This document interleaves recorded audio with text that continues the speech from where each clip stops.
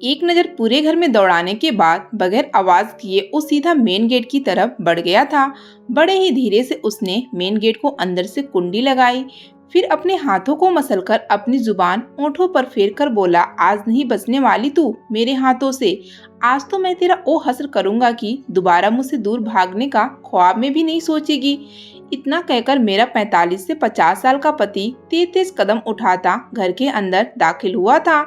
मैं खिड़की के पास खड़ी उसको यूं आता देखकर बहुत डर चुकी थी।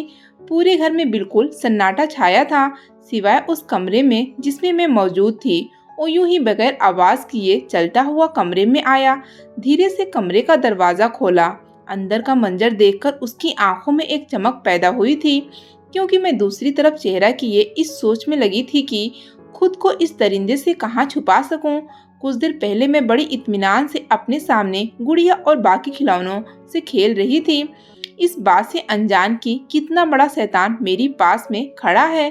बिल्कुल ही आराम से दरवाजे को लॉक करके वो धीरे धीरे कदम बढ़ाता आगे बढ़ा था। जैसे ही पलटकर मैंने देखा तो मेरी आंखें तो पथरा ही चुकी थी। मैं तो सांस लेना ही भूल चुकी थी।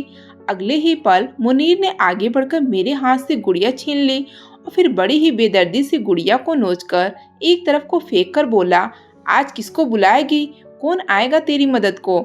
आज तो घर भी बिल्कुल खाली है, बुला किसको बुलाना है। बड़ी आपा आपा करती थी ना, बुला आज अपनी आपा को, देखता हूँ कौन बचाने आता है तुझे आज मेरे चुंगल से। इतना कहकर मुनीर ने अपने होंठ दांतों से काट लिए थे। अगले ही पल अपना सख्त मर्दाना हाथ उसने मेरी तरफ बढ़ाया था। मारे खौफ के मैं कमरे से भागने लगी थी।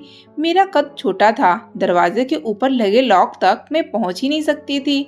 अंदर से दरवाजा बजाकर कहने लगी कि आपा मुझे कमरे से निकालो, यह मेरे कमरे में आ गया है, देखो ये मुझे छूने की फिर से कोशिश कर रहा है, मुझे यहाँ से निकालो आपा, मुझे बहुत डर लग रहा है। लेकिन कमरे में बड़ा ही हैवानियत से भरा कह कहा गुजा था।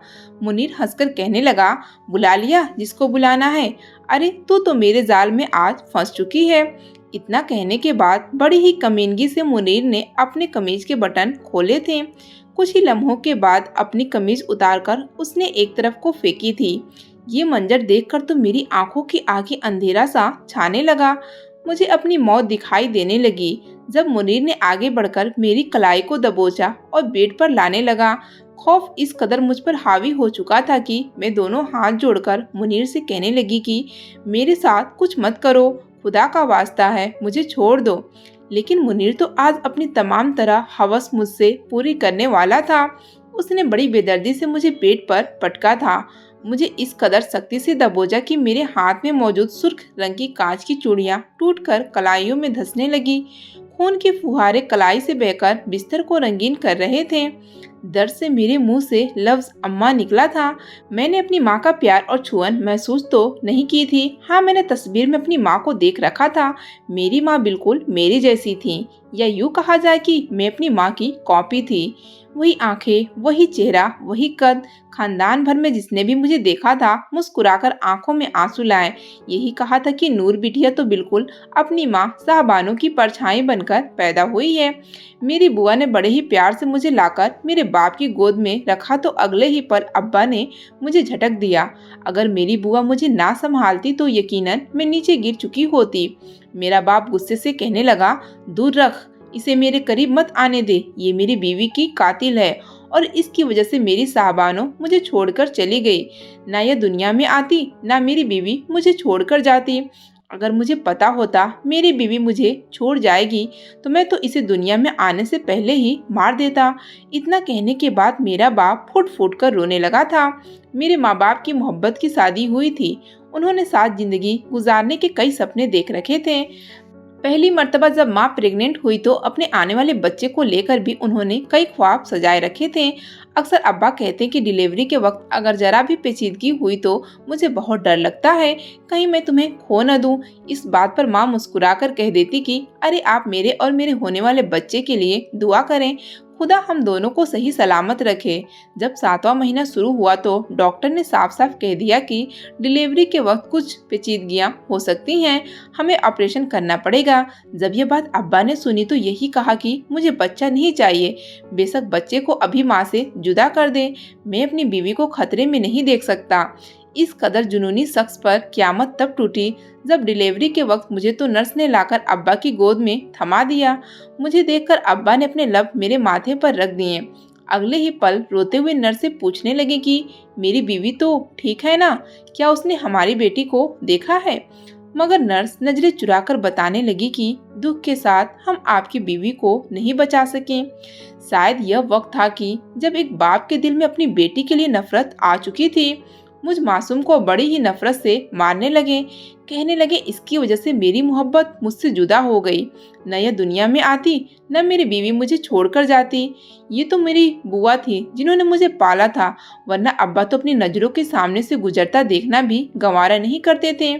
5 साल तक मैं अपनी बुआ के पास ही रही, मगर जब बुआ की शादी हो गई तो घर में सिर्फ अब्बा और मैं रह चुके थे। इतना तो मैं जान ही चुकी थी कि मेरा बाप मुझसे बहुत नफरत करता है। मैं अपनी माँ की तस्वीर को सीने से लगाकर अक्सर सरगोशियों में अपनी माँ से बातें करती थी कि काश अम्मा आप इस दुनिया में होती तो हम सब खुशी खुशी रहते। मैंने तो सचमुच में आपकी जान ले ली। अब्बा सही कहते हैं, मैं ही अम्मा की मौत की जिम्मेदार हूँ, क्योंकि मेरे आने के बाद न मुझे आपका प्यार मिला, न ही मेरे अब्बा का प्यार नसीब हुआ। मैं तो बिल्कुल अनाथ जैसी जिंदगी गुजार रही हूँ। धीरे धीरे वक्त यूं ही गुजरने लगा, मगर अब्बा के दिल में मेरे लिए मोहब्बत नहीं आ पाई। अगर गलती से मैं अब्बा के सामने चली भी जाती तो यही कहते कि तू मेरी बीवी की कातिल है। मेरा बस चले तो मैं तेरा अभी यूं ही गला घोटकर मार दूं, लेकिन मैं अपने हाथ तेरे खून से नहीं रंगना चाहता। जैसे ही मेरी उम्र 10 साल हुई तो उस रोज अब्बा बहुत रोए। रो रो कर कहने लगे कि आज तुम्हारी वजह से मेरी बीवी को मुझसे बिछड़े हुए 10 साल हो गए। मैं अब तुम्हें और इस घर में नहीं रखूंगा। अगले ही रोज अब्बा ने रिश्ते वाली से बात करके कहा कि मुझे एक रिश्ते की तलाश है। रिश्ते वाले भी हैरान हो गई। फिर कहने लगी हो सकता है 10 साल बाद अब्बा अपनी पहली बीवी को भूलकर शादी करना चाहते हो। रिश्ते वाले ने मुंह में पान चबाते हुए कहा कि किस उम्र की लड़की का रिश्ता लेना चाहते हो। उस पर अब्बा ने घूर कर रिश्ते वाली को देखा, कहने लगे मुझे अपने लिए नहीं अपनी बेटी के लिए रिश्ता चाहिए। रिश्ते वाली तो सोच में पड़ गई, भला ये कैसे मुमकिन था। मैं मासूम बच्ची थी, मगर जब पैसों की गठरी अब्बा ने उसके सामने फेंकी तो उस औरत ने भी रिश्ते दिखाना शुरू कर दिया। नौजवान लड़कों के भी रिश्ते थे, मगर मुझसे बदला लेने के लिए अब्बा ने उस रिश्ते का इजहार किया था जिसमें शख्स 45 से 50 साल के लगभग था, मगर अपने आप को फिट रखा हुआ था, इसलिए 40 से ज्यादा का नहीं लगता था। उसको देखकर अब्बा के माथे पर इत्मीनान सा उतरा। कहने लगे कि मुझे इसी शख्स से अपनी बेटी की शादी करनी है। रिश्ते वाले भी हैरान थे, मगर क्या करती यह जानते हुए भी कि वह शख्स पहले से शादीशुदा है, 2 बीवियां हैं उसकी, 6 बेटियां हैं, दोनों बीवियों से मिलाकर मौजूद हैं। तीसरी शादी वो इसलिए करना चाहता है ताकि अपना वारिस पैदा कर सके। उसकी पहली दोनों बीवियों से अभी तक बेटा नहीं हुआ था, इसलिए तीसरी का तलबगार था। अब्बा सब जानते बूझते इस रिश्ते के लिए हाँ कर चुके थे। जब अब्बा से बड़ी उम्र का शख्स मेरे रिश्ते के लिए आया तो अब्बा ने मुझे वहाँ बुलाया। मैं बड़ी डरी सहमी सी वहाँ पर दाखिल हुई। उस शख्स ने जब मुझे देखा तो अगले ही पल उसकी तो लाट टपकने लगी। इतनी कम उम्र लड़की यानी मैं उसकी जिंदगी में शामिल होने वाली थी। उसकी तो खुशी की कोई इंतहा नहीं रही थी। मैं तो पहले समझ ही नहीं पाई कि यहाँ पर हो क्या रहा है, मगर जब सुर्ख रंग का जोड़ा, सुर्ख चूड़ियाँ और तमाम तरह की चीजें रखी गई, तब जाकर मुझे एहसास हुआ कि मेरे अब्बा ने तो मेरा रिश्ता तय कर दिया है। मैं रोने लगी, चिल्लाने लगी, इनकार करने लगी कि अब्बा मैं तो बच्ची हूँ, मेरी शादी मत करवाओ। मगर अब्बा मुझे दबोच कर कहने लगी कि मुझे तुझसे इस कदर नफरत है, शुक्र कर अभी तेरे टुकड़े टुकड़े करके मैंने कुत्तों को नहीं खिला दिया। जिंदा सांस लेना चाहती है तो जिस शख्स के साथ भेज रहा हूँ दोबारा पलटकर यहाँ आने की कोशिश मत करना, क्योंकि तेरा बाप उसी रोज तेरे लिए मर गया था जब तेरी वजह से तेरी माँ मुझे छोड़कर गई थी। मैं वक्त से पहले तो बड़ी तो हो चुकी थी, मगर एक खौफ सा मेरे वजूद पर था। खानदान वाले अब्बा को लान तान कर रहे थे, इतनी मासूम बच्ची की शादी मत करो, मगर अब्बा ने किसी की न सुनी। कुछ रोज बाद ही सादगी से निकाह हुआ और मुझे उसके साथ रुखसत कर दिया। मैं बच्चों की तरह रोती रही, चिल्लाती रही, गाड़ी से बार बार बाहर निकलकर आ जाती, मगर मेरे अधेड़ उम्र पति मुनीर ने इस मर्तबा काफी सख्ती से काम लिया था। वह मुझे लेकर अपने घर की तरफ निकल आया। सारे रास्ते में सिसकती रही, रोती रही। जब मुनीर के साथ उसके घर पहुंची तो उसकी दोनों बीवियां इस बात से बेखबर थी कि वह शादी करके आ रहा है। जब उसने मुझे इतना तैयार मुनीर के साथ देखा तो उससे पूछने लगी कि यह बच्ची कौन है, इस बच्ची को यहाँ पर क्यों लाए हो, हमारे खानदान की तो नहीं लगती। इस पर मुनीर मुस्कुराकर कहने लगा कि यह मेरी तीसरी बीवी है। यह सुनकर तो पहली दोनों बीवियों पर आसमान ही टूट चुका था। कहने लगी कि यह क्या कह रहे हो मुनीर, होश में तो हो, यह तो तुम्हारी अपनी बेटियों से भी छोटी हैं।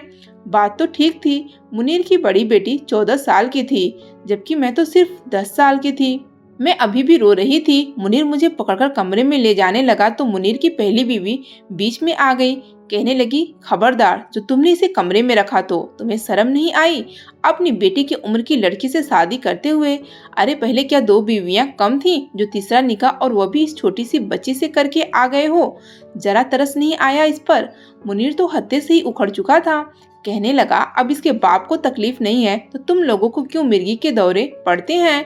तुम दोनों तो मुझे बेटा पैदा करके नहीं दे सकी, यही अब मुझे मेरा वारिस देगी। मगर उसकी बड़ी बीवी बड़ी रहमदिल किस्म की इंसान थी। यह जानते हुए भी कि मैं उसकी सौतन हूँ, उसने मुझे अपने पीछे छुपा लिया। कहने लगी, नहीं, मैं तुम्हें इसके करीब नहीं आने दूंगी। यह मेरे साथ मेरे कमरे में रहेगी। जब तक यह बालिग नहीं हो जाती तुम इसको हाथ नहीं लगा सकते। दूसरी बीवी को तो इन सब से कोई मतलब न था, उल्टा वह सौतन वाली नजरों से मुझे देख रही थी, क्योंकि मुनीर ने उसके साथ बड़े बड़े मोहब्बत के दावे करके उसे यहाँ लाया था। मगर जब उसने उसे 4 बेटियां पैदा करके दी तो मुनीर तीसरी शादी करके एक और बीवी यानी मुझे ले आया था। मुझे तो अपनी बड़ी सौतन ही अपना सहारा लगी थी। मैं आपा कहते हुए उसके दुपट्टे में छुप गई। कहने लगी कि मुझे इस शख्स से बचा लें। मुनीर भले ही बड़ा हट्टा खट्टा किस्म का इंसान था, उसके आगे किसी की नहीं चलती थी, मगर इस मामले में वो अपनी बीवी से जरा हिचकिचा जाता था, क्योंकि वह घर उसकी पहली बीवी का ही था। अगर वह जरा भी चू चिरा करता या उसकी मर्जी के खिलाफ जाकर कुछ भी करने की कोशिश करता तो यकीनन उसे घर से निकालने का हक भी रखती थी। इसलिए उसने कड़वा घूंट भरा और अपने कमरे में जाकर बैठ गया। एक मर्तबा फिर बीवी से कहने लगा कि इसे मेरे हवाले कर दो, आज मेरी इसके साथ सुहाग रात है। मगर उसकी बीवी ने हाथ खड़े कर दिए कि अगर तुमने ऐसा कुछ भी करने की कोशिश की तो 1 सेकंड नहीं लगेगा मुझे पुलिस स्टेशन में तुम्हारे खिलाफ रिपोर्ट दर्ज करवाने में। यह धमकी सुनकर मुनीर खामोश हो चुका था। मेरी तो हालत ही खराब हो चुकी थी। फिलहाल तो मेरी सौतन ने बचा लिया था, लेकिन आखिर कब तक? मैं रोते हुए अपनी सौतन से लिपट गई। कहने लगी कि आपा मुझे बचा लो, मुझे कोई शादी नहीं करनी, मुझे उस शख्स से बहुत डर लगता है, मैं उसके कमरे में नहीं जाऊंगी। मैं तो बिल्कुल ही डर सी चुकी थी, जो मुंह में आ रहा था बोलती चली जा रही थी। मगर पहली बीवी को मुझ पर तरस भी आ चुका था। आंखों में आंसू डगमगाने लगे। बड़े ही प्यार से मुझे अपने पास बिठाया, मेरे गालों को सहलाकर कहने लगी कि फिक्र मत करो, जब तक मैं जिंदा हूँ कोई तुम्हारा बाल भी बांका नहीं कर सकता। जब मैंने मुनीर की पहली बीवी की इतनी मोहब्बत भरी बातें सुनी तो मुझे कुछ दिलासा मिली। मैं रोने लगी, भूख से मेरी हालत खराब हो रही थी। मुनीर की पहली बीवी गई और गर्मा गर्म खाना लेकर आई, फिर अपने हाथों से मुझे खिलाया। भूख इस कदर हावी थी कि हड़बड़ाहट में खाना आधा मुंह से बाहर गिर रहा था। यह देखकर मेरी सौतन के मुंह से यह निकला था कि मुनीर तुझे कीड़े पड़ेंगे, कैसा जालिम इंसान है तू, इस मासूम बच्ची को ब्याह कर ले आया। सबसे बड़ी लानत तो इसके बाप पर है, जिसने इतनी छोटी सी बच्ची को अपने घर से रुखसत कर दिया। अरे इतनी भारी थी तो किसी अनाथ आश्रम में छोड़ आते, कम से कम बच्ची को यूं मुनीर जैसे दरिंदे के हवाले न करते। मैं तो मुनीर की पहली बीवी के कमरे में ही रह रही थी, जबकि वह रात बड़ी मुश्किल से मुनीर की कटी थी। रात में 2-3 मर्तबा उठकर वह उस कमरे में आया था, किसी तरह का मौका मिले और वह मुझे वहां से निकाल कर ले आए, लेकिन सब कुछ तो जैसे बेकार हो चुका था। मुनीर यही चाहता था कि किसी बहाने से मुझे कमरे में ले जाए या डरा धमकाकर वह अपना हक वसूल करे, मगर मैं तो कमरे से बाहर ही न निकलती। एक रोज पड़ोस में कुरान खानी थी। मुनीर की पहली बीवी वहां पर चली गई। बच्चे भी आंगन में बैठे पढ़ाई कर रहे थे और मुनीर की दूसरी बीवी अपने कमरे में सो रही थी। यही मौका था जब मुनीर का दिल मचलने लगा। वो उस कमरे में चला गया जहां पर मैं थी। जैसे ही कमरे का दरवाजा खोला तो मैं सामने बेड पर सो रही थी। मुनीर खुद पर काबू न रख पाया, आकर मेरा कंधा सहलाने लगा। अभी उसने मेरे कंधे को थामा ही था कि अगले ही पल उसके कंधे पर किसी ने हाथ रख दिया। मैं भी चिल्लाकर खौफ से उठ बैठी। हड़बड़ाकर जब मुनीर ने पलटकर देखा तो उसकी बड़ी बेटी 14 साल की उसे घूर कर देख रही थी। बेटी को खड़ा देखकर वह शर्मसार हो गया, फौरन पीछे हटा, बौखलाकर कहने लगा, तू यहाँ क्या कर रही है? चल जा यहाँ से। मगर अगले ही पल वह कहने लगी कि अब्बा, अम्मा मुझे कहकर गई है कि नूर के कमरे में आपको न जाने दूं, इसलिए बेहतर है कि यहाँ से चले जाएं, वरना मैं अम्मा को जाकर बता दूंगी। बेटी के मुंह से ऐसी दिलेरी बातें सुनकर तो मुनीर गुस्से से भर चुका था।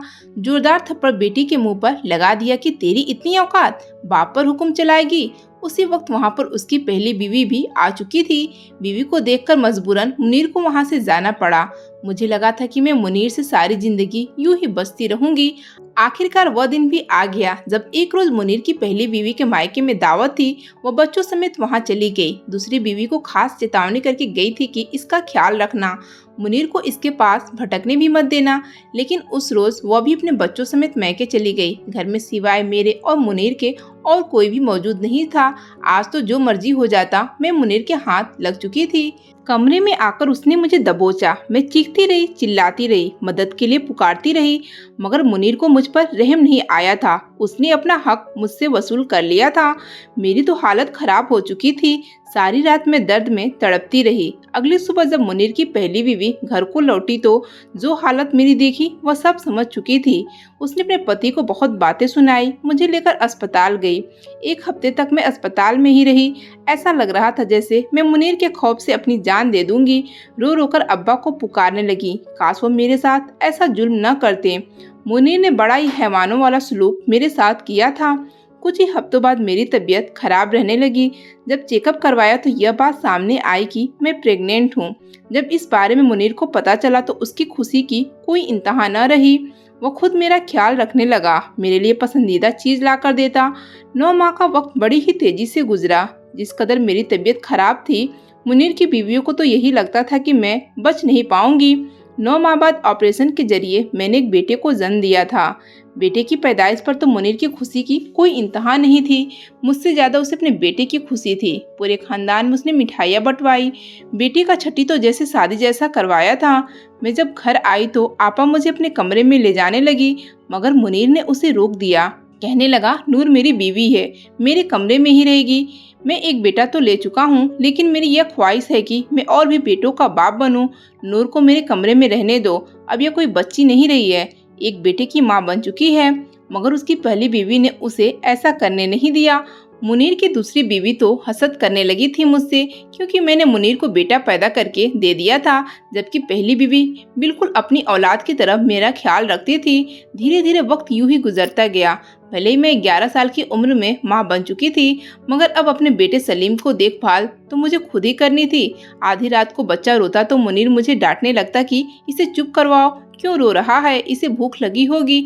मैं नींद से बोझल अपने बेटे को चुप करवाने की कोशिश करती, मगर वह तो किसी तौर पर भी चैन नहीं ले पाता था।